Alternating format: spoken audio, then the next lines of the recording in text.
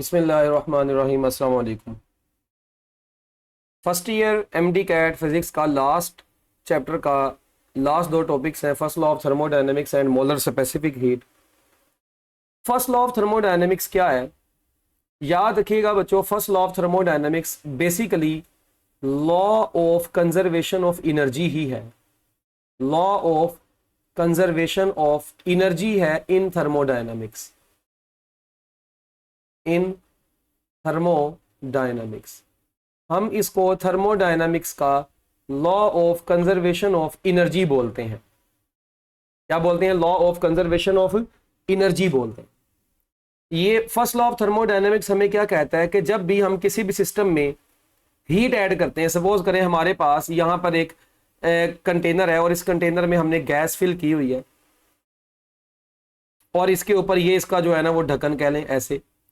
अच्छा, अब इसके अंदर गैस है। ये गैस को जब हम हीट अप करते हैं, जब गैस को बच्चों हम क्या करते हैं, हीट अप करते हैं,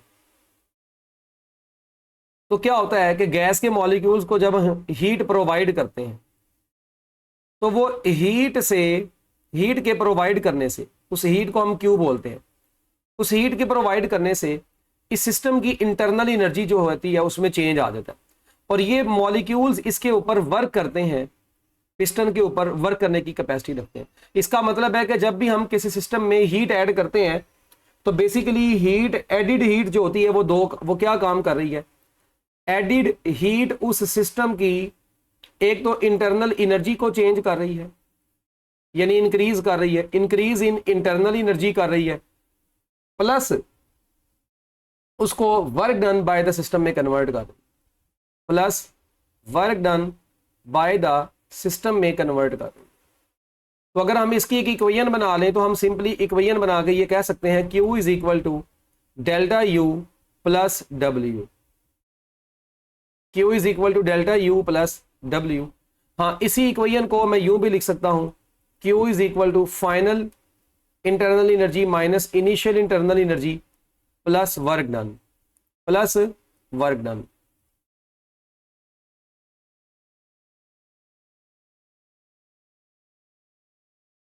और इसी को मैं सिंपली अगर मजीद लिखना चाहूं तो Q is equal to delta U, W की जगह पर हम pressure into change in volume भी लिखते हैं, तो यही फार्मूला बन जाता है P डेल्टा V के बराबर। तो ये हमारे पास फर्स्ट लॉ ऑफ थर्मोडायनेमिक्स की इक्वेशन है बेसिकली, जो कि हम अभी MCQs के अंदर भी यूज करेंगे। और इसके अलावा बच्चों अगर हम बात करें कि इसकी एग्जांपल की, फर्स्ट लॉ ऑफ थर्मोडायनेमिक्स की हमारी प्रैक्टिकल लाइफ में एग्जांपल्स क्या क्या हैं, तो वो हमारी बुक में दो एग्जांपल्स दी गई हैं। एक दी गई है मेटाबॉलिज्म की।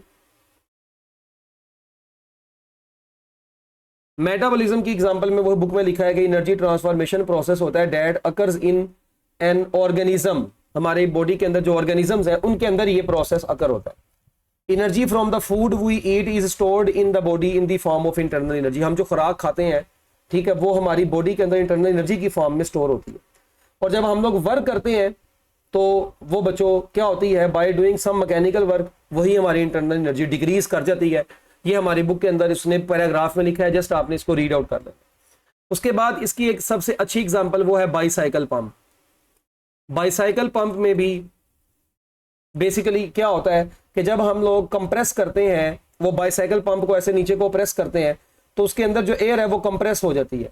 जब हम उसकी नोजल को क्लोज करते हैं बाईसाइकिल पंप की, तो उसके अंदर की एयर क्या हो जाती है, कंप्रेस हो जाती है। और उसके ऊपर मैकेनिकल वर्क हुआ क्योंकि, और वही मैकेनिकल वर्क की वजह से फिर क्या हुआ, उस सिस्टम की गैस की जो अंदर उसके अंदर एयर है उसका टेम्परेचर इंक्रीज कर जाता है। और टेम्परेचर इंक्रीज कर गया, इसका मतलब है कि वर्क डन हुआ, वो वर्क अदर फॉर्म में कन्वर्ट हो गया, उसकी इंटरनल एनर्जी में भी चेंज हुआ, ठीक है, और टेम्परेचर भी इंक्रीज कर गया। वो बुक में लिखी बस ये एग्जांपल्स है। मतलब ये पूछ सकता है आपसे एग्जांपल में कि भाई ये रोजमर्रा जिंदगी में कौन से एग्जांपल्स हैं इसके। अच्छा, अब ये हमारे पास बच्चों ये जो इक्वेशन है फर्स्ट लॉ ऑफ थर्मोडायनेमिक्स की, Q is equal to delta U plus P delta V। ये Q is equal to delta U plus W। इस इक्वेशन से हमने बहुत सारे MCQs करने हैं। फॉर एग्जाम्पल अगर मैं आपको कहता हूं कि यार हमारे पास एक सिस्टम में 20 जूल हीट ऐड की गई, अब है हीट ऐड की गई है, इसका मतलब है कि वो एडिड हीट को क्या लिया जाएगा, पॉजिटिव लिया जाएगा। 20 जूल हीट सिस्टम में ऐड की गई और उसकी वजह से जो सिस्टम ने वर्क किया, मैं कहता हूं जी लेट्स सपोज उसने work done by the system जो हुआ +5 जूल हुआ, तो बताएं उस सिस्टम की इंटरनल एनर्जी कितनी इंक्रीज हुई होगी, क्योंकि हीट ऐड की इंटरनल एनर्जी इंक्रीज हुई होगी। तो ऐसे केस में हम इंटरनल एनर्जी को कैलकुलेट करेंगे Q - W से। हमारे पास जो Q है वो 20 है, W जो है वो 5 है, तो हमारे पास जो आंसर आ गया इसका मतलब है 15 जूल इंटरनल एनर्जी में चेंज आया है। क्या ख्याल? तो ये एक छोटी सी एग्जांपल थी। इसी तरह अगर मैं कहता हूं सिस्टम में से हीट लॉस्ट हुई है, ठीक है जी, तो जब सिस्टम में से हीट लॉस्ट हुई और आपको हीट दे दूं, W दे दूं और डेल्टा U पूछ लूं, यानी कि आपको इनमें से कोई सी भी, ये 3 चीजें कोई सी 2 दे के आपसे तीसरी चीज पूछ सकते हैं आपसे और MCQ बन सकता है। फर्स्ट लॉ ऑफ थर्मोडायनेमिक्स के अंडर जो प्रोसेसेस हैं, याद रखिएगा प्रोसेसेस जो इसके अंडर आते हैं उनमें सबसे पहला जो प्रोसेस है that is isothermal process. Isothermal process कौन सा होता है? ऐसा प्रोसेस होता है जिस प्रोसेस में टेम्परेचर ऑफ द सिस्टम क्या रहता है, कांस्टेंट रहता है। इसका मतलब इस सिस्टम की इंटरनल एनर्जी भी क्या रहेगी, कांस्टेंट रहेगी। इसका मतलब इस सिस्टम की चेंज इन इंटरनल एनर्जी 0 होगी।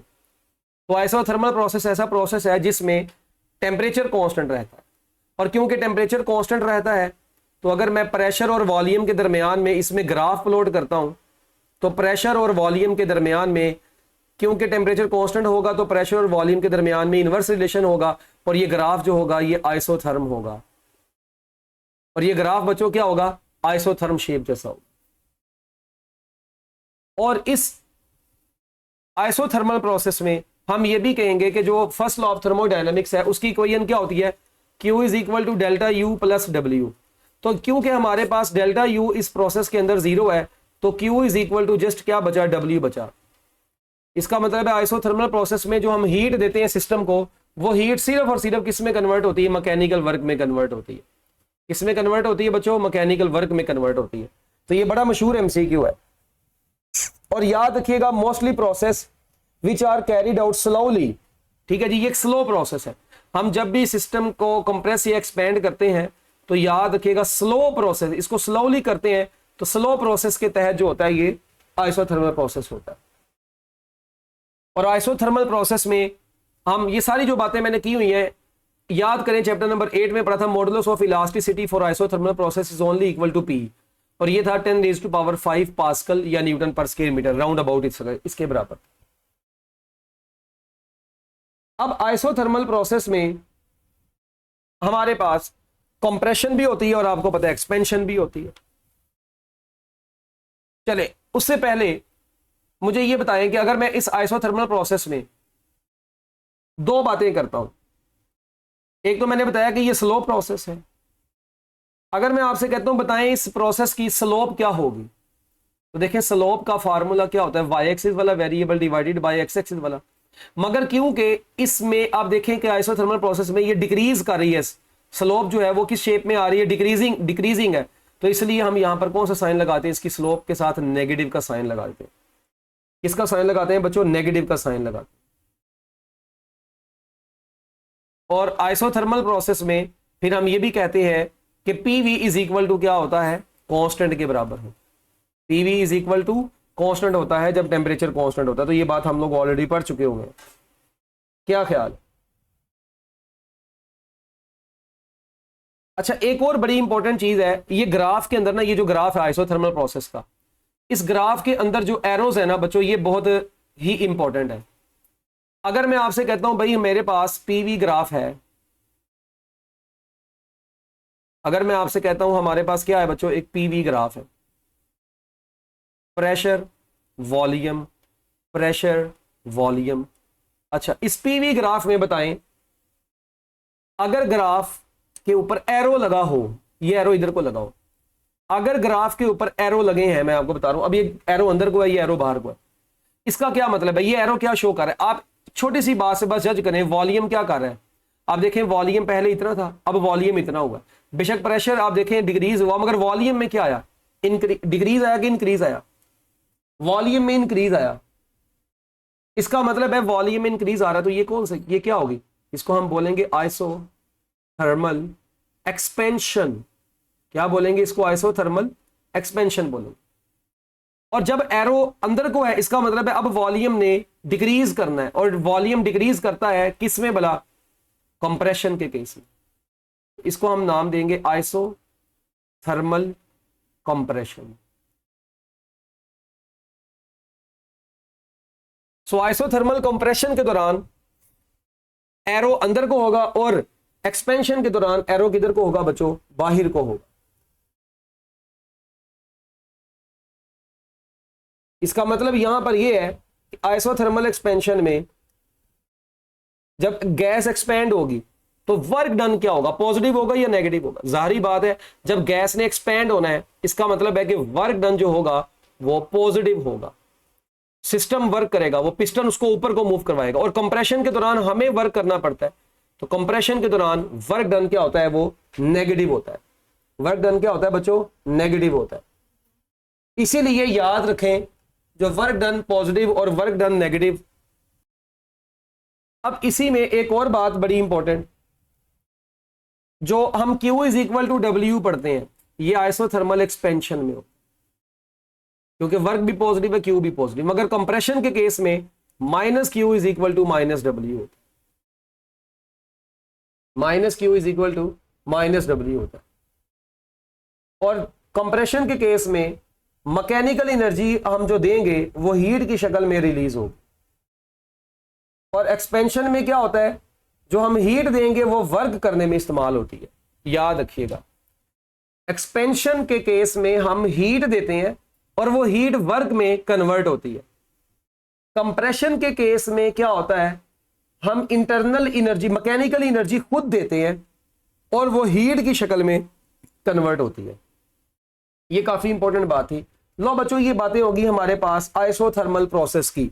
तो आइसोथर्मल प्रोसेस में कंप्रेशन, एक्सपेंशन, इनका पीवी ग्राफ, ठीक है, फर्स्ट लॉ ऑफ थर्मोडायनेमिक्स की कोई एडियाबैटिक, ये आइसोथर्मल प्रोसेस के लिए मॉडुलस ऑफ इलास्टिसिटी, ये एक स्लो प्रोसेस होता है। ये सारी बातें एमसीक्यूज के लिए आपको अच्छे तरीके से आनी चाहिए, ये सारी बातें आपको अच्छे तरीके से आनी चाहिए।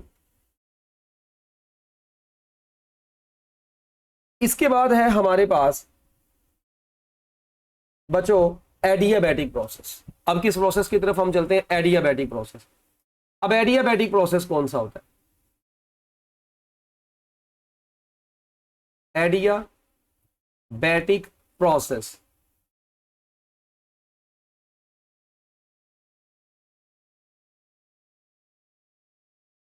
एडियाबैटिक प्रोसेस में हम ये कहते हैं ऐसा प्रोसेस है जिसमें नो हीट एंटर्स या leaves the system. No heat enters और लीव्स द सिस्टम, यानी कि ना तो सिस्टम में हीट एंटर होती है ना सिस्टम में से हीट लीव करती है, तो Q इज इक्वल टू 0 है। नो हीट एंटर और लीव्स द सिस्टम। तो हम जो इक्वेशन पढ़ते थे Q is equal to delta U plus W, यहां पे जब 0 आएगा तो डेल्टा U प्लस W, यहां से हमारे पास दो रिलेशन निकलते हैं। हम कहेंगे या तो यहां पे W माइनस डेल्टा U के बराबर आएगा, या हम यहां पर कहते हैं डेल्टा U जो होगा माइनस W के बराबर आएगा। ऐसे ही है ना, दोनों केसेस हो सकते हैं। अब याद रखिएगा इस केस में अगर आप यहां पर देखें तो W के साथ प्लस है, इधर आप देखें तो डेल्टा U के साथ प्लस है। हम W के साथ जब प्लस होता है तो याद रखें इसका मतलब क्या है कि work done by the system हो रहा है, और जब W के साथ माइनस होता है इसका मतलब work done on the system हो रहा है। तो जब भी work done on the system होता है तो कंप्रेशन होती है, तो इसको हम नाम देते होते हैं कि ये है एडियाबैटिक कंप्रेशन, क्योंकि work done on the system हम कर रहे हैं तो नेगेटिव वर्क है। जबकि यहां पर एडियाबैटिक एक्सपेंशन होगी, यहां पर क्या होगी, एडियाबैटिक एक्सपेंशन, क्योंकि इस केस में हम जो वर्क कर रहे हैं, ठीक है जी, वो बेसिकली हम नहीं कर रहे बल्कि सिस्टम वर्क कर रहा है, तो work done by the system. तो ये बड़ी इंपॉर्टेंट बात थी जो मैंने आपको बताई है, एक्सपेंशन वाली और कंप्रेशन वाली, ठीक है, और ये आपने अपने जहनों में रखना है। और वैसे भी देखें जब बाय द सिस्टम वर्क होता है, जब सिस्टम वर्क करता है तो उस वक्त क्या होता है, इंटरनल एनर्जी डिक्रीज कर जाती है। तो देखें जब work done by the system होता है तो डेल्टा यू के साथ माइनस का साइन है। इसका मतलब क्या है? इसका मतलब है इंटरनल एनर्जी डिक्रीज कर गई है। इसका मतलब क्या है कि सिस्टम की इंटरनल एनर्जी डिक्रीज कर जाती है। और जब work done on the system होता है तो बेसिकली उस वक्त क्या होता है? सिस्टम की इंटरनल एनर्जी इंक्रीज ही तो करती है, क्योंकि आप उसको कंप्रेस करते हैं, मॉलिक्यूल्स करीब करीब आ जाते हैं, तो इंटरनल एनर्जी प्लस इंक्रीज करेगी तो change in internal energy positive होता है। इंटरनल एनर्जी डिक्रीज करे तो change in internal energy negative होती है। और इंटरनल एनर्जी डिक्रीज सिर्फ एक्सपेंशन के केस में ही करती है। इसलिए ये बातें आपने नहीं बोलनी, ये बड़ी मशहूर एमसीक्यूज थे। इसके बाद बच्चों नेक्स्ट इसके अंदर हम एडियाबैटिक प्रोसेस के अंदर हम ये भी कहते हैं कि पीवी की power gamma is equal to क्या होता है? कांस्टेंट होता है। पीवी की power gamma is equal to constant. इसी पीवी की power gamma is equal to constant, ये जो है एडियाबैटिक प्रोसेस में, इसके अलावा भी इसके अंदर एक और चीज है, वो भी जरा आप गौर से देखिएगा। ये प्रेशर वॉल्यूम रिलेशन होता है एडियाबैटिक प्रोसेस का। इसी तरह एक प्रेशर टेम्परेचर रिलेशन भी होता है, P1 माइनस गैमा T यानी टेम्परेचर की power gamma is equal to constant. और एक और रिलेशन भी है यहां पे, temperature volume relation, temperature into volume की power gamma -1 is equal to constant. ये तीनों रिलेशन आपने याद रखने हैं एडियाबैटिक प्रोसेस का। ये है प्रेशर वॉल्यूम रिलेशन, ये है प्रेशर टेम्परेचर रिलेशन, और ये है टेम्परेचर वॉल्यूम रिलेशन। हमारी बुक के अंदर बस ये दिया हुआ है। ये दोनों रिलेशन से भी एमसीक्यूज देखे गए हैं। इनके प्रूफ्स की तो हमें जरूरत नहीं है, बस आप ये सिर्फ ज़हन में रख लें, यही तो यही बहुत बात है। इनसे रिलेटेड अगर कोई एमसीक्यू आगे आ गया तो वो मैं आपको बता भी दूंगा ताकि आप लोगों के जहनों में रह जाए। खैर अभी हम एडियाबैटिक प्रोसेस की और थोड़ी सी बातें कर लेते हैं। एडियाबैटिक प्रोसेस याद रखिएगा, ये एक सडन प्रोसेस है, ये स्लो प्रोसेस नहीं है, ये एक फास्ट प्रोसेस है। ये एक फास्ट एंड सडन प्रोसेस होता है, स्लो प्रोसेस नहीं है। ठीक है, इसकी एग्जांपल्स में आपने वो क्लाउड फॉर्मेशन पढ़ा हुआ है, क्लाउड फॉर्मेशन।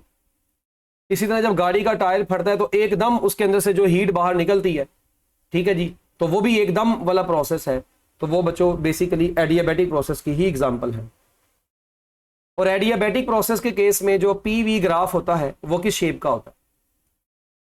ये मैं आपको पहले भी बता के आ चुका हूं कि पीवी ग्राफ जो होगा वो ज्यादा बेंड होगा और इसका नाम होगा एडियाबैट। क्या नाम होगा इसका? एडियाबैट। और इस ग्राफ के केस में जो स्लोप होगी वो किसके बराबर आएगी? याद रखिएगा, इस ग्राफ में जो हम स्लोप निकालेंगे वो बराबर आती है P/V तो आती है, मगर साथ में गैमा भी आ जाता है, और साथ में इसके माइनस का साइन होगा, नेगेटिव का साइन, वही डिक्रीजिंग स्लोप को शो करेगा। और जो गैमा है, याद रखिएगा, गैमा की जो वैल्यू होती है ये हमेशा 1 से बड़ी ही होती है। तो ये हमारे पास बच्चों एडियाबैटिक प्रोसेस की भी बात हो गई। सेम एडियाबैटिक प्रोसेस में भी हमारे पास adiabatic modulus of elasticity for adiabatic process chapter number 8 में हमने पढ़ी थी, ये बराबर होती है गैमा पी, यानी कि गैमा इंटू 10⁵ हम ये भी कहते हैं गैमा इंटू 10⁵, और यूनिट जो आएगा वो न्यूटन पर स्क्वायर मीटर आएगा। अब जिस भी वैल्यू गैस के लिए आप गैमा देख रहे हैं वो गैमा की वैल्यू यहां पर पुट करें तो आपके पास मॉडुलस ऑफ इलास्टिसिटी आ जाता है उस प्रोसेस के लिए। ठीक है बच्चों, यानी कि ये फास्ट प्रोसेस और रैपिड प्रोसेस है जो मैंने ऊपर आपको बता दिया। Adiabat is more steeper than isotherm, और ये लाइन भी याद रखिएगा, adiabat is more steeper than isotherm. आप देख रहे हैं कि इसका जो ग्राफ है वो ज्यादा है, थोड़ा टेढ़ा है। ऊपर भी आपको बता के आया था जब हमने बॉयल्स लॉ पढ़ा था और चार्ल्स लॉ पढ़ा था, बॉयल्स लॉ में आपको ये बात बताई थी। ओके बच्चों, इस ग्राफ में एक और बात याद रखें, जो हमारे पास वर्क डन होता है वो वर्क डन एडियाबैटिक प्रोसेस के अंदर जब कैलकुलेट करना होता है NCV∆T होता है। ये कहां से आया? ये जब आपको मोलर स्पेसिफिक हीट का टॉपिक पढ़ाऊंगा वहां पे हम ये NCV∆T का लफ्ज देख लेंगे, बट अभी आप याद रख लें फार्मूला। ठीक है, इसी तरह इसका एक और फार्मूला भी है NRT डिवाइडेड बाय गैमा -1। इनके प्रूफ हमारी बुक में नहीं है, मगर आपने जस्ट फार्मूला क्या करना है बच्चों, जुबानी याद रखना है। और इसी को जब हम राउंड ऑफ करते हैं 1 मोल गैस के लिए तो हम इसको यूं भी लिखते हैं R ओवर गैमा माइनस 1, और साथ में टेम्परेचर डिफरेंस है T1 माइनस T2, यानी high temperature minus low temperature. तो इसी फार्मूले को हम थोड़ा सा जब इसको ओपन कर लेते हैं तो वो ये बन जाता है। अब अगर आपको मैं कहता हूं जी एक गैस है जी, उसका आपको इनिशियल टेम्परेचर फाइनल टेम्परेचर भी दिया हो और उसकी गैमा की वैल्यू भी दी हो, तो बताएं वर्क डन कितना होगा, तो आप बड़ी आसानी से वर्क डन इसमें कैलकुलेट कर सकते हैं। और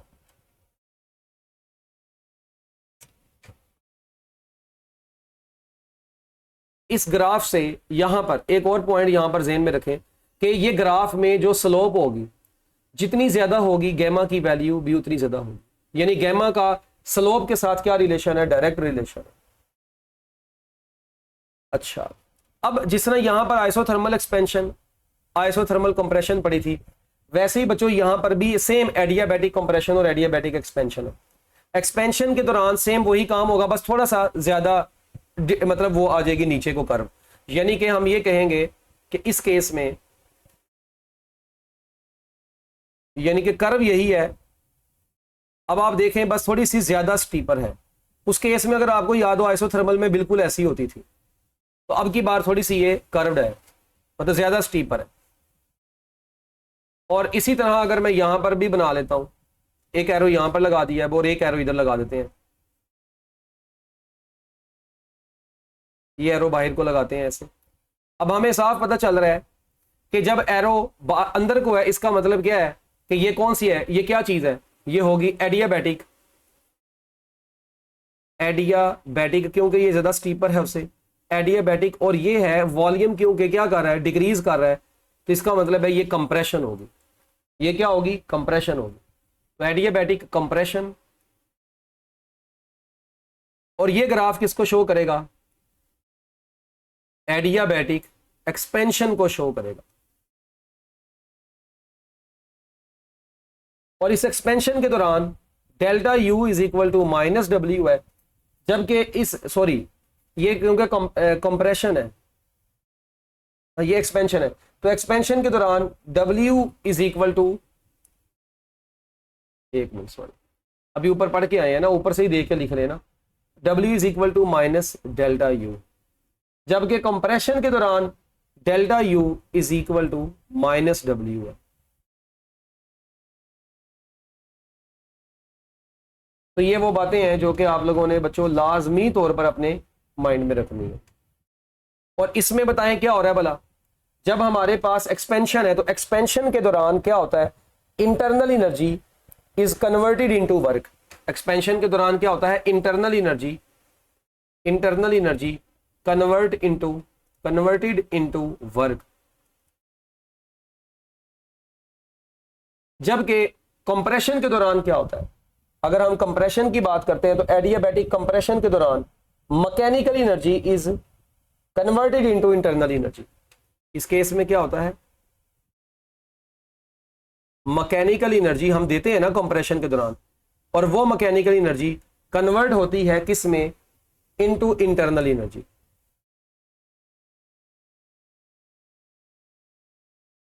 तो ये एमसीक्यूज हैं सारे के सारे, मैं आपको बार बार बता रहा हूं। इनको अगर आप लोग जहनों में रख लेंगे तो आपकी जिंदगी में सुकून रहेगा।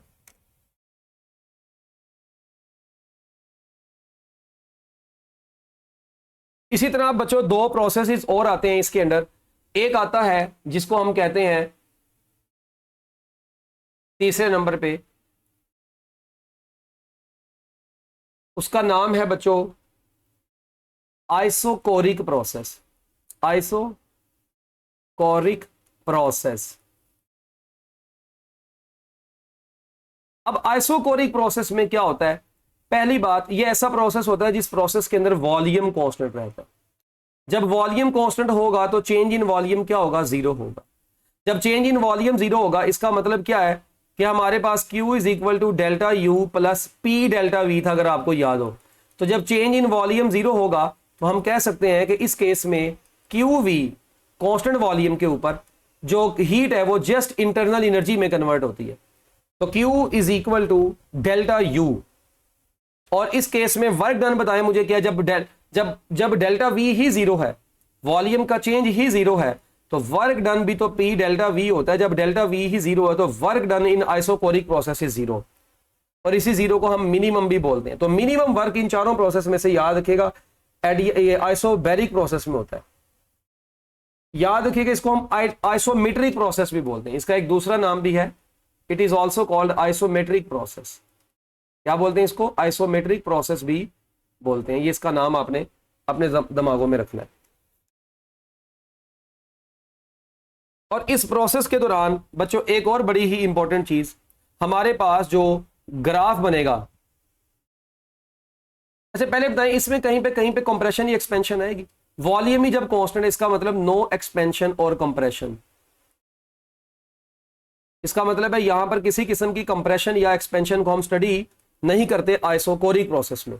और आइसोकोरिक प्रोसेस में जब हम ग्राफ लोड करते हैं प्रेशर और वॉल्यूम के दरमियान में, तो याद रखें प्रेशर और वॉल्यूम के दरमियान में जो ग्राफ होगा, क्योंकि वॉल्यूम क्योंकि कांस्टेंट होना है तो प्रेशर चेंज होते साथ बेशक वॉल्यूम कांस्टेंट रहेगा, तो ये ग्राफ इसका यूं होगा। और अगर मैं इस ग्राफ की स्लोप की बात करूं तो हमें पता है कि स्लोप जो होती है वो basically delta P divided by delta we होगी। अब डेल्टा वी तो हमारे पास जीरो है, इसका मतलब है कि इसकी जो स्लोप होती है वो क्या होती है? इनफाइनाइट होती है। तो slope under isochoric process is always equal to infinite. Isochoric process की हमारी रोजमर्रा जिंदगी में क्या एग्जांपल है? याद रखिएगा आइसोकोरिक प्रोसेस की बेस्ट एग्जांपल हमारे पास प्रेशर कुकर है। क्या है बच्चों? Pressure cooker.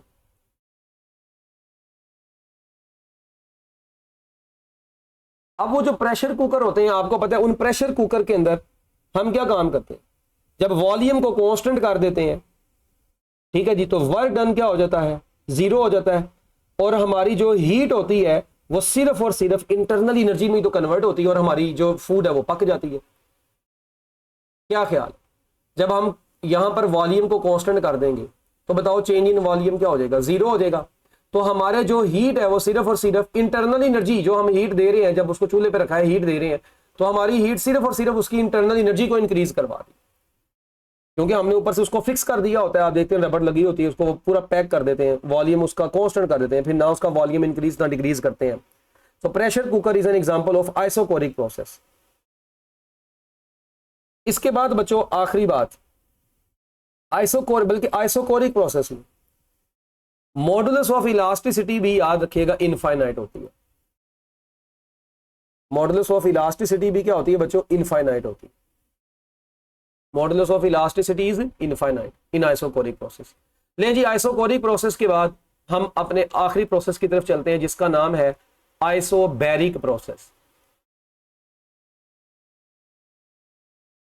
Isobaric process, baric का वर्ड निकला है प्रेशर से, तो ये एक ऐसा प्रोसेस है जो कि कैरिड किया जाता है एट कांस्टेंट प्रेशर। तो बताएं जब इस प्रोसेस में प्रेशर कांस्टेंट होगा तो चेंज इन प्रेशर जीरो होगा, मगर बदकिस्मती से हमारे पास Q is equal to delta U plus P delta V में कहीं पर भी प्रेशर डेल्टा पी नहीं आता। इसका मतलब ये इक्वेशन ऐसे ही रहती है। तो हम इस इक्वेशन के साथ QP भी लिख सकते हैं, heat at constant pressure is equal to delta U plus P delta V. यानी कि in isobaric process heat is partially converted into internal energy and partially into work.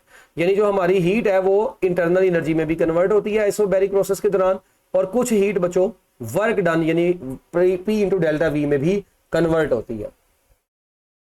और अगर मैं इसके ग्राफ की बात करूं तो बच्चों इस केस में जो इसका प्रेशर वॉल्यूम ग्राफ होगा वो कैसा होगा? अगर यहाँ पे हमारे पास प्रेशर है y एक्सिस के ऊपर, x एक्सिस के ऊपर हमारे पास वॉल्यूम है, तो क्योंकि इसमें प्रेशर कांस्टेंट रहता है तो ये कांस्टेंट प्रेशर के ऊपर लिया गया है, तो ये इसका काम होगा। अब अगर मैं इसकी स्लोप की बात करता हूं इस ग्राफ की, तो हमें क्लियर नजर आ रहा है कि इस ग्राफ की जो स्लोप होगी, स्लोप बराबर होती है किसके? y एक्सिस का change divided by x axis का चेंज। जब प्रेशर में चेंज ही नहीं है तो बच्चों स्लोप इज जीरो। तो इस केस में स्लोप क्या आई? जीरो आई।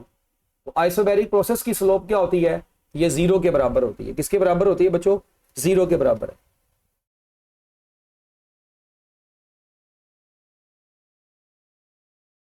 अब ये जो चारों प्रोसेसेस आए हैं हमारे पास, इनसे रिलेटेड अब एमसीक्यू में आपसे पूछता हूं देखें, बड़ा सिंपल सा एमसीक्यू है और बड़ा मशहूर एमसीक्यू है, डिफरेंट जगहों के ऊपर आप इसको देखते भी होंगे।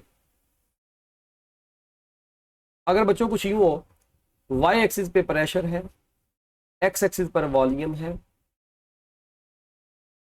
पीवी ग्राफ इस शेप का भी हो सकता है, पीवी ग्राफ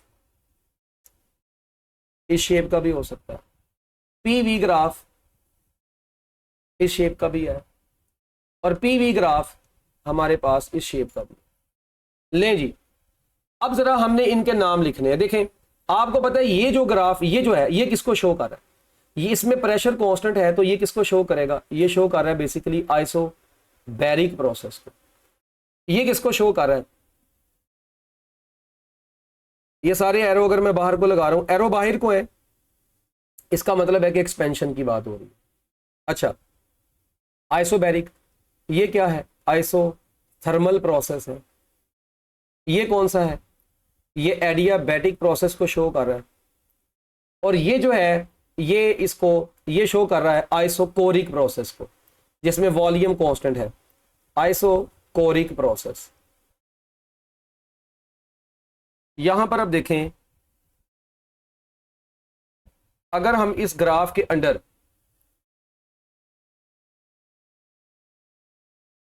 स्लोप एरिया की बात करें, तो आप देखें जो आइसोबैरिक प्रोसेस है ना, आइसोबैरिक प्रोसेस, इसके अंडर जो एरिया आना है ना, वो सबसे ज्यादा आना है। वो कैसे भला? वो कैसे भला? इसको जरा मैं बस थोड़ा सा ब्रीक करके बना लगा, उसे शो करवाना को। देखें, अगर आप यहां से देखें तो ये वाला जो एरिया यहां से लेकर यहां तक आना है, ये किसके अंडर आना है बताएं? आइसोबैरिक प्रोसेस के अंडर। अच्छा, इसके अंडर एरिया सिर्फ ये वाला आना है, पिंक वाले के अंदर। इसके नीचे वाला एरिया ये आना है। सबसे ज्यादा एरिया किसके अंडर आ रहा है? आइसोबैरिक। उससे कम आइसोथर्मल के अंडर आ रहा है, ये देखिए, उससे कम एडियाबैटिक। और ये तो एरिया ही जीरो, इसका तो मतलब, क्योंकि delta we zero, work he zero है, तो इसका मतलब ये हुआ कि सबसे ज्यादा वर्क डन, हम यहां पर कह सकते हैं कि work done, area under PV graph gives the value of work done. तो वर्क डन सबसे ज्यादा आइसोबैरिक प्रोसेस का होता है। आइसोबैरिक प्रोसेस के बाद जो वर्क डन आता है वो किसका आता है? आइसोथर्मल प्रोसेस का आता है। और आइसोथर्मल प्रोसेस के बाद वर्क डन एडियाबैटिक प्रोसेस का आता है। और सबसे कम वर्क डन बच्चों वो किस में आता है? आइसोकोरिक में आता है। और ये सारी बातें अभी हमने एक्सपेंशन की हैं, तो ड्यूरिंग एक्सपेंशन ये सारा ग्राफ जो है ये इस शेप का। अच्छा, ये तो इसका मतलब है work done is maximum for isobaric process. So isobaric process में वर्क डन मैक्सिमम होता है और आइसोकोरिक प्रोसेस में वर्क डन मिनिमम होता है। अच्छा, अगर अब मैं इसकी स्लोप की बात करूं तो देखें, हम यहां पर अगर स्लोप की भी बात कर लें साथ ही, तो आप देखें कि जो आइसोबैरिक प्रोसेस था, इसकी स्लोप क्या थी? जीरो थी। इसकी स्लोप क्या थी? जीरो थी, ऐसे ही था। अच्छा, आइसोथर्मल प्रोसेस की स्लोप क्या थी? जब हमने इसकी स्लोप कैलकुलेट की थी, ये माइनस पी ओवर वी थी, ये minus gamma P over V थी। जबकि आइसोकोरिक प्रोसेस की स्लोप क्या आई थी? इसकी स्लोप इनफाइनाइट आई थी। तो आप देखिए, अगर स्लोप की बात की जाए तो स्लोप सबसे ज्यादा किसके लिए? आइसोकोरिक प्रोसेस में। तो आइसोकोरिक प्रोसेस की स्लोप मैक्सिमम है, जबकि इसकी स्लोप मिनिमम है। तो याद रखिएगा, जिस प्रोसेस के अंडर वर्क डन मैक्सिमम है उसकी स्लोप मिनिमम है, और जिस प्रोसेस के अंडर वर्क मिनिमम है उस प्रोसेस के अंडर स्लोप क्या होगी? ग्राफ की मैक्सिमम होगी। तो ये स्लोप और वर्क के लिहाज से ये दोनों बातें आप लोगों ने याद रखनी है। लो बच्चों, ये बातें होगी फर्स्ट लॉ ऑफ थर्मोडायनेमिक्स के बारे में। इसके बाद अब हम लोग थोड़ी सी बात को आगे लेकर चलेंगे और हम अपने जो टॉपिक को स्टार्ट करेंगे वो है मोलर स्पेसिफिक हीट, या स्पेसिफिक हीट जो आप लोग पढ़ते आए हैं बचपन से। मोलर स्पेसिफिक हीट या हीट कैपेसिटी या अकेला स्पेसिफिक हीट क्या होती थी? ये तीन डिफरेंट टर्म्स हैं जिसमें बच्चे हमेशा कंफ्यूज रहते हैं। सबसे पहले हम डिस्कस करते हैं स्पेसिफिक हीट को। स्पेसिफिक हीट बेसिकली क्या चीज है? Amount of heat required to raise the temperature of 1 kilogram substance through 1 kelvin. अगर किसी भी 1 किलोग्राम सब्सटेंस का 1 केल्विन टेम्परेचर इंक्रीज करना हो तो जो हीट देनी पड़ती है उसको स्पेसिफिक हीट बोलते हैं। इसका फार्मूला होता है C is equal to Q divided bye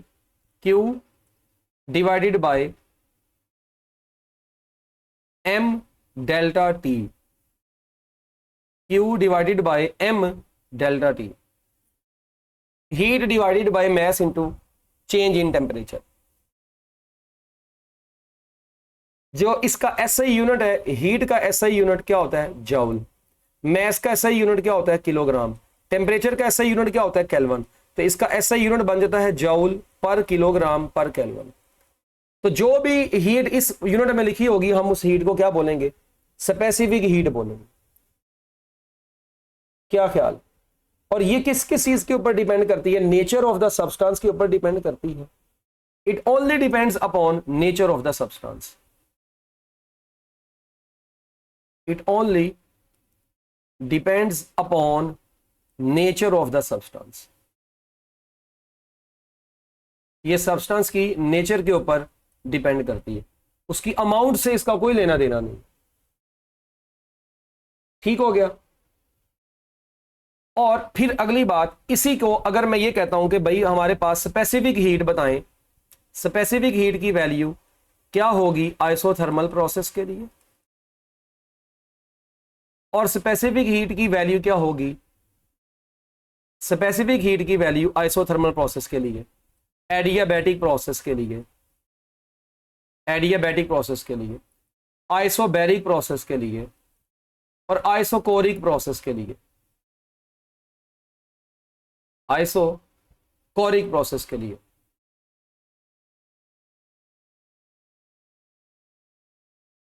अच्छा जी, सबसे पहले तो आइसोथर्मल प्रोसेस में क्योंकि टेम्परेचर कांस्टेंट होता है और चेंज इन टेम्परेचर 0 होता है, तो जब हम ऊपर वाले फार्मूले में Q डिवाइडेड बाय 0 पुट करते हैं तो मोलर स्पेसिफिक, याद रखिएगा specific heat is infinite for isothermal process. Adiabatic process में क्योंकि Q 0 होता है तो Q 0 होने की वजह से C भी 0 आता है। तो heat, specific heat is 0 for adiabatic process. अच्छा, आइसोबैरिक प्रोसेस के लिए हमें पता है कि Q कांस्टेंट होता है, तो Cp is equal to QP divided by M delta T वैसे ही रहेगा। जबकि आइसोकोरिक प्रोसेस में वॉल्यूम कांस्टेंट होता है तो QV is equal to CV is equal to QV divided by M delta T के बराबर आता है। अब QP आपको पता है, QP मजीद किसके बराबर होता है? QP बराबर होता है डेल्टा U प्लस W और नीचे M डेल्टा T अपनी जगह पे। जबकि QV जो होता है ये किसके बराबर होता है? ये जस्ट डेल्टा U के बराबर होता है, तो delta U divided by M delta T। तो ये फार्मूलाज हैं बच्चों जो कि CP और CV के आपको आने चाहिए इन तमाम प्रोसेसेस के लिए, यानी स्पेसिफिक हीट इन तमाम प्रोसेसेस के लिए क्या होती है। फिर एक आती है बच्चों टर्म मोलर हीट कैपेसिटी। बस हीट कैपेसिटी अब क्या चीज है?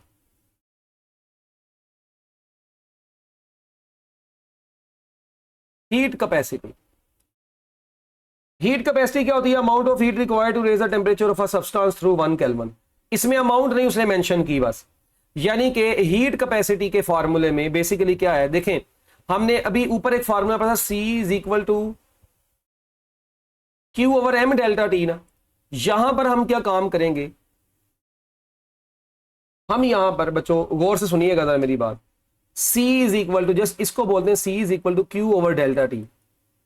वो जो M होता है ना बेसिकली वो इधर C के साथ आ गया होता है, यानी कि अच्छा देखें हम ऊपर वाले फार्मूले को यूं लिख सकते हैं MC is equal to Q delta T। ये जो Q ओवर डेल्टा T की रेशियो है that is known as heat capacity.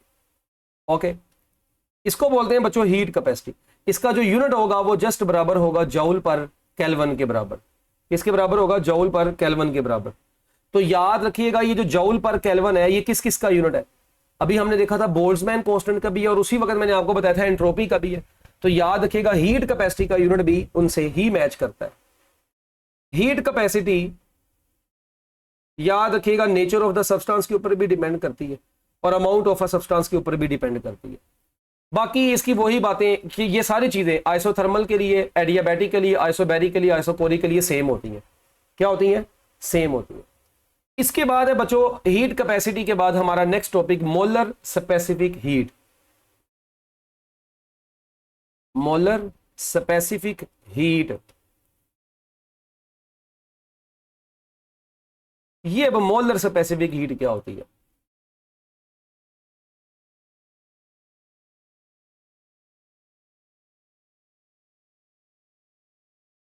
Molar specific heat होती है amount of heat required to raise the temperature of 1 mole of a substance through 1 kelvin.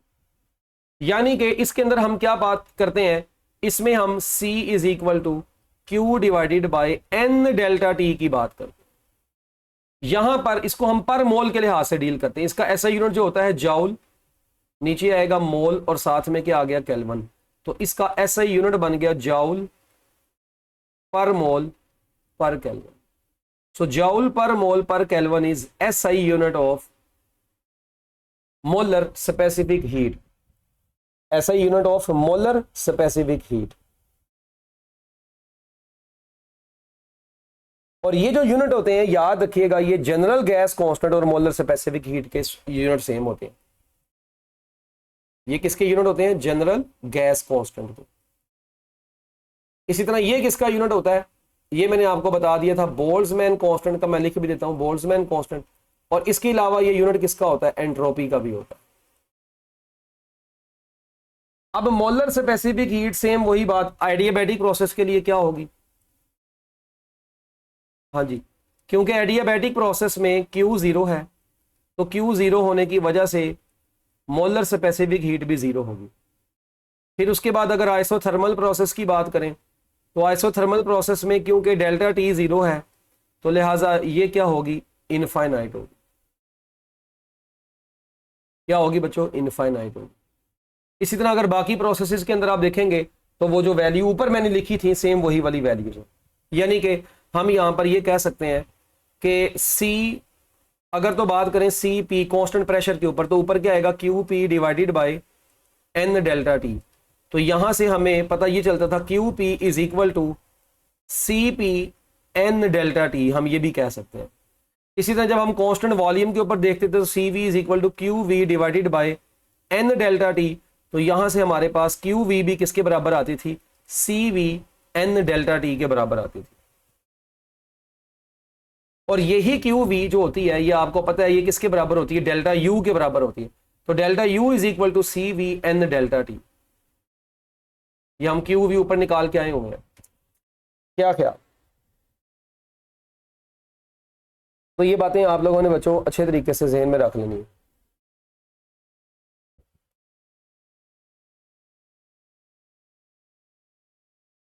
अब यहां पर बच्चों हम एक और चीज भी पढ़ते हैं। ये जो CP और CV होता है ना, इसकी रेशो होती है और इस रेशो को हम बोलते हैं gamma is equal to CP over CV। और एक और फार्मूला है कि इन दोनों स्पेसिफिक हीट्स का जो डिफरेंस होता है CP माइनस CV, वो बराबर होता है बच्चों किसके? R के। किसके बराबर होता है? R के बराबर होता है। अब इन रिलेशंस के अंदर से बहुत सारे MCQs बन जाते होते हैं। देखें, क्या मैं यहां पर ये कह सकता हूं, यहां से बड़ी सिंपली ये कह सकते हैं कि CP जो होगा वो गैमा CV के बराबर होगा। ओके, फिर उसके बाद अगर मैं इस रिलेशन में दो काम करता हूं, अगर मैं यहां पर CP की जगह पर गैमा CV पुट कर दूं, minus CV is equal to R, gamma -1 CV common ले लिया इज इक्वल टू R। तो बताएं यहां से CV किसके बराबर आएगा? CV बराबर आएगा R डिवाइडेड बाय गैमा -1। तो CV बराबर आ गया R डिवाइडेड बाय गैमा -1। इसी तरह बच्चों जब हम CV की जगह पर ये CP ऐसे ही रहने देते हैं, अगर हम CV पुट करें तो CV निकालना है तो हम क्या लिखेंगे? CP over gamma is equal to R। तो CP को कॉमन ले लें, 1 - 1 over gamma is equal to R। तो हम ये भी कह सकते हैं CP ऐसे ही gamma -1 over gamma is equal to R। तो यहां से हमारे पास CP किसके बराबर आ गया? Gamma R divided by gamma -1। तो ये CP का हमारे पास आंसर आया, gamma R divided by gamma -1। अब ये जो फार्मूलाज है, इन फार्मूलाज में से याद रखिएगा, अगर आपको गैमा दिया हो आप सीवी निकाल सकते हैं, अगर आपको गैमा दिया हो आप सीपी निकाल सकते हैं। इसमें हमारे पास एक टेबल आता होता है, वो टेबल को हम जरा देख लेते हैं। देखें, अगर हमारे पास मोनो एटॉमिक गैस हो, कौन सी गैस हो? Mono atomic gas. एक हमारे पास है डाई एटॉमिक गैस, और एक बच्चों हमारे पास है पॉली एटॉमिक गैस।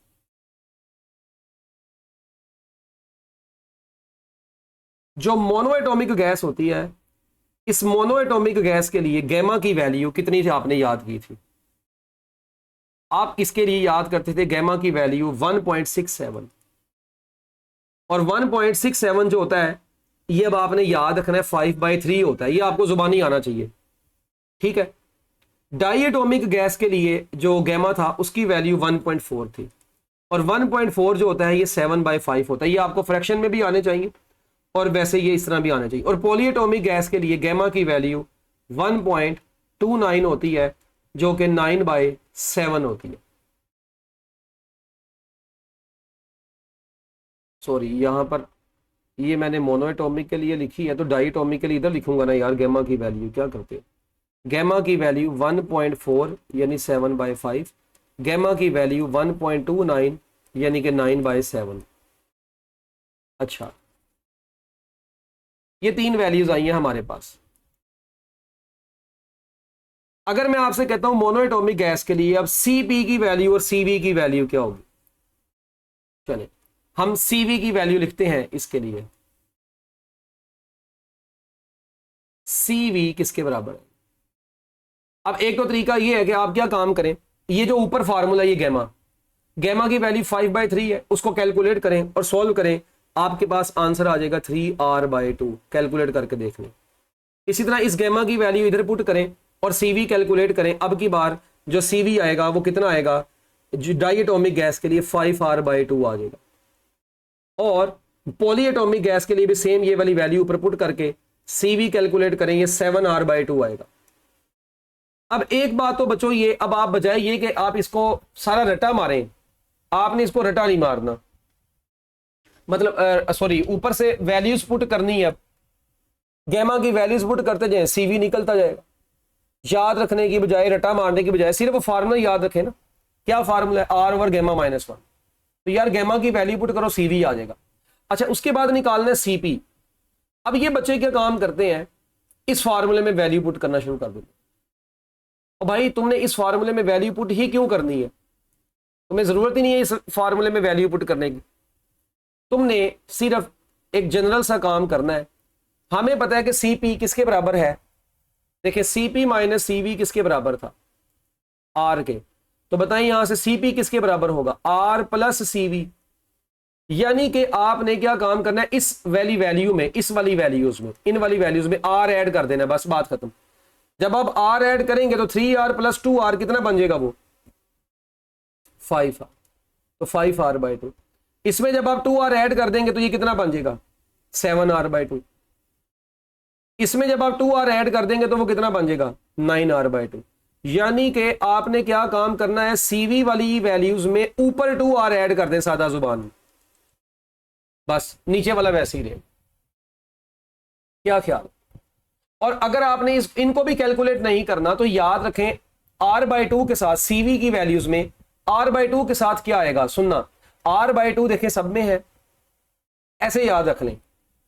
सीवी में r/2 के साथ गैमा के नीचे वाली वैल्यूज आ रही हैं, जरा मोल चेक करें। 3, 5, 7। ओके, 3, 5, 7। अच्छा, उसके बाद अगर मैं सीपी की बात करता हूं, ये जो सीपी निकाला है, उस सीपी में देखें गैमा के साथ r/2 के साथ कौन आ रहा है? ऊपर वाली वैल्यूज आ रही हैं, ये जरा गौर से देखें। 5 था, आ गया। 7 था, आ गया। 9 था, आ गया। तो ये नहीं, ऊपर वाली वैल्यूज आ रही हैं। तो ये इस तरीके से बच्चों आप लोगों ने ये एमसीक्यूज, इससे अगर कोई आए तो ये 3, 3, 3, ये कितने बन गए हैं? 9 एमसीक्यूज बन गए हैं जो आप लोगों को आने चाहिए। अब कुछ एमसीक्यूज हैं बस थोड़े से जो हम डिस्कस करते हैं। बड़ा इंटरेस्टिंग एमसीक्यू है, गौर से सुनिएगा। कहता है अ मोनो एटॉमिक गैस हमारे पास एक मोनो एटॉमिक गैस है और उस मोनो एटॉमिक गैस का गैमा आपको कहता है जी 5/3 है। ठीक है जी, मोनो एटॉमिक गैस 5/3, उसका गैमा आपको दे दिया, इज सडनली कंप्रेस्ड। अब यहीं से आपको आइडिया हो गया कि ये एडियाबैटिक प्रोसेस होगा, सडन एक्सपेंशन या कंप्रेशन है एट 1/8 ऑफ इट्स वॉल्यूम। ये ले आगे उसने खुद ही लिख दिया adiabatically, adiabatically then the pressure of the gas will change to, pressure of the gas, pressure of the gas will change to, बताएं जी प्रेशर ऑफ गैस में कितना चेंज आया होगा। ऑप्शन लिख देते हैं हम आपको 24/5, बीटा ऑप्शन आपको लिख देते हैं 8, चार्ली ऑप्शन आपको लिख देते हैं 40/3 और डेल्टा ऑप्शन आपको लिखते हैं 32 times as the initial, 32 times. अब आपने आंसर बताना। मोनोएटॉमिक गैस को सडनली कंप्रेस किया गया है, 1/8 उसका वॉल्यूम कर दिया गया, तो बताइए प्रेशर कितना होगा, जबकि गैमा की वैल्यू आपको दे दी गई। दिमाग लड़ाएं फिर सोल्यूशन की तरफ आइएगा, मैं लिखने लगा हूं, पहले खुद से सोच लो। बच्चों देखिए एडियाबैटिक प्रोसेस में क्योंकि पी वी की power gamma is equal to constant होता है, तो हम यूं भी लिख सकते हैं P1 V1 की power gamma is equal to P2 V2 की पावर गैमा। तो यहां से हमें क्या पता चला, यहां से हम कह सकते हैं कि P1 over P2 is equal to V2 divided by V1 और इसकी होल पावर गैमा लिख देते हैं। ऐसे लिख सकते हैं कि नहीं? अच्छा, अब यहां पर हमने निकालना है फाइनल प्रेशर, कि प्रेशर कितना आ जाएगा। तो क्या मैं इसी रिलेशन को यूं लिख सकता हूं, P2 over P1 is equal to V1 over V2 की होल पावर गैमा। ये हमारे पास जो एक रिलेशन बन गया है, बस अब इसी रिलेशन से सारा मामला सॉल्व होना। हमने फाइनल प्रेशर निकालना है, यानी तो P2 मैंने इसलिए ऊपर कर दी क्योंकि ये निकालेंगे, ये P1 तो जाके मल्टीप्लाई हो जाएगा। अच्छा, अब P2 over P1, V1 over V2, बताएं जो उसने वॉल्यूम बोला है वो क्या बोला है, उसने बोला है कि जो बाद वाला वॉल्यूम है वो पहले वाले का 1/8 हो गया, यानी कि मैं इसी फार्मूले में ये V1 यहीं पे, V2 जो है वो V1/8 हो गया, ये होल पावर गैमा ऐसी रहने दे। V1 V1 से कट गया, 1/8 ऊपर आएगा तो 8 की पावर गैमा बच जाएगा। अब गैमा की वैल्यू उसने कितनी आपको बोल दी है, गैमा की वैल्यू उसने आपको बोल दी है 5/3 है। अब 8 की वैल्यू 5/3 है, इसको कैसे सोल्व करें? देखिए इसके लिए तरीका ये होता है, 8 को हम 2 की पावर 3 लिखते हैं, बाहर 5/3 अपनी जगह पे रहते हैं, ये 3 से कट गया तो अब बच गया 2 की पावर 5, और 2 की पावर 5 जो होता है वो कितना होता है, 32 होता है। तो इसका मतलब है जो प्रेशर आएगा यानी कि P2 जो आएगा, तो यहां से पता चला जो P2 आया वो 32 टाइम्स इनिशियल प्रेशर यानी P1 के बराबर है। हमारे इस MCQ का आंसर क्या बन गया, 32 बन गया। तो आप देखें MCQ मुश्किल नहीं था, सिर्फ थोड़ी सी कैलकुलेशन वाला था, और कैलकुलेशन के बाद हमारे पास बड़ी आसानी से इसका आंसर आ जाता है। क्या ख्याल है? ये ग्राफिकल क्वेश्चन है, ये किसी पेपर में देखा गया था। क्वेश्चन ये है कि हमारे पास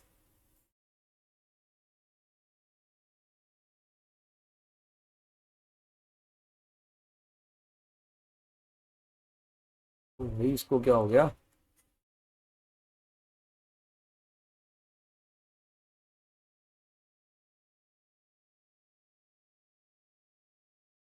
हमारे पास बच्चों ये टेम्परेचर और टाइम के दरमियान में ग्राफ है। मैं कहता हूं जी वाई एक्सिस के ऊपर टेम्परेचर है और एक्स एक्सिस के ऊपर मैं कहता हूं जी टाइम। 3 डिफरेंट गैसेज हैं, सब्सटेंसेस है ए बी सी, ए बी और उसके बाद बच्चों ये है C. Which of the substances A B C has the highest specific heat, which has highest specific heat, बताएं ए बी सी ये सबकी सेम हो।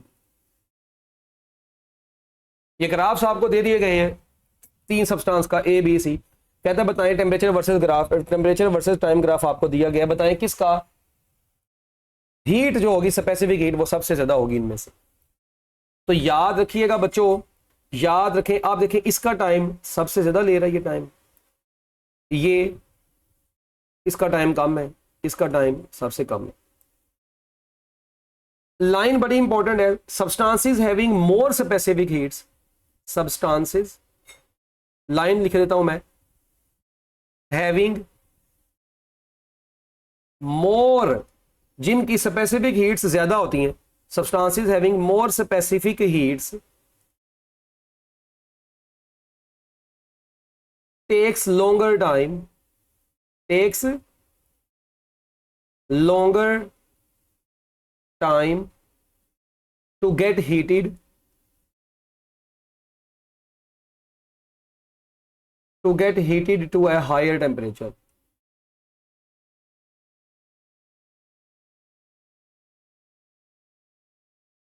And longer time to get cooled. तो याद रखिएगा बच्चों, ये कूल होने में भी ज्यादा टाइम लेते हैं और ये हीट होने में भी ज्यादा टाइम लेते हैं। तो फिर हमारे पास कौन सी ऑप्शन बनी, हम कहेंगे हमारे पास जो आंसर बनेगा वो ए बनेगा। लास्ट एमसीक्यू करते हैं हम, इसके बाद जो एमसीक्यूज की एक फाइल है पूरी, वो पीडीएफ फॉर्म में आपको व्हाट्सएप पे वो मिल जाएगी, और इसके अलावा मैं नीचे डिस्क्रिप्शन के अंदर भी लिंक सेंड करूंगा जिसके अंदर पूरे चैप्टर के एमसीक्यूज बड़ी डिटेल में डिस्कस हुए हैं। तो एमसीक्यूज का एक एक 1.5 घंटे का लेक्चर हमारा अलग है। अच्छा, कहता है कि अगर गैमा की वैल्यू किसी गैस के लिए 1.5 हो तो बताएं सीपी की वैल्यू कितनी होगी। बस अब उसने गैमा दे के आपसे सीपी पूछ ली, अब आपने क्या काम करना है, आपको पता है कि CP is equal to gamma R divided by gamma -1। अच्छा, अब गैमा है 1.5, आर वैसे ही 1.5 -1, 1.5 जो होता है 3/2 होता है, और 1.5 में से 1 निकालेंगे तो 0.5 बचेगा, 0.5 होता है 1/2, तो आपका आंसर आ गया 3R। तो देखें, आप बजाय ये कि अब बाकी तरीके लगाएं, आप सिंपली फार्मूले के अंदर वैल्यू पुट करें। आप 1 मिनट से पहले इस एमसीक्यू को सॉल्व कर लेंगे, 1 मिनट से पहले। ले बच्चों, आज का लेक्चर हमारा दी एंड हुआ फर्स्ट ईयर का, ये थर्मोडायनेमिक्स का चैप्टर खत्म हो गया है। Best of luck, Allah Hafiz.